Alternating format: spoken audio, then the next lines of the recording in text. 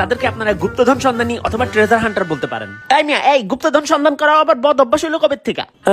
না না, গুপ্তধন সন্ধান করা কোনো বদ অভ্যাস না, তবে প্রবলেম হইতেছে তারা যেখানে খোঁজে সেখানে। কোথায় খোঁজে?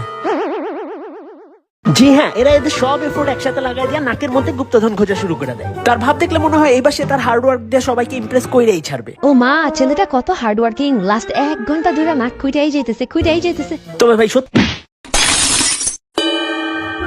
বিশ্বাস করেন, এই হার্ডওয়ার্কে না আসলে কেউ ইমপ্রেস হবে না। তবে ভাই নাক যদি একান্ত পরিষ্কার করার দরকারই পড়ে, তবে সেটা করেন বাসায় যায় প্রাইভেটলি, লোকচক্ষুর আড়ালে।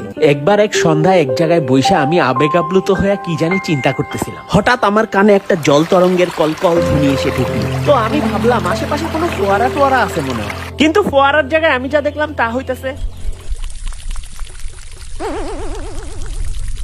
মানে এতজন মিলা একসাথে মুততেছে। একবার মনে হইলো যে বিদেশে যেমন ওয়াটার শো হয়, এরা জৈবিক উপায়ে একসাথে মিলা সেটা ক্রিয়েট করার চেষ্টা করতেছে। আমি শিওর ওনাদের যদি আমি জিজ্ঞেস করি ভাই এখানে মুতলেন কেন, তাইলে কি করবো জানেন? ওই মিয়া তাইলে কই মুতুম, রাস্তার মোড়ে মোড়ে কি মুতার জায়গা দেয়া রাখছে? কিন্তু কই, আমি তো কখনো রাস্তার পাশে মুতলাম না, তাই আমি কি ডাইপার পরে থাকি? ভাই চাইলেই দোকান, শপিং মল বা কোনো ফিলিং স্টেশনের বাথরুম গুলো ইউজ করা যায়। ভাই আমি সামনে পাবলিক টয়লেট থাকা সত্ত্বেও মানুষকে তার আগে গাছের গোড়ায় দাঁড়ায় মুততে দিই। জানি না সে কোন প্রকৃতি প্রেমী, গাছের উপকারের জন্য সে এটা করছে কিনা, কিন্তু ভাই এটা কিন্তু মানুষের জন্য তেমন একটা উপকারী না।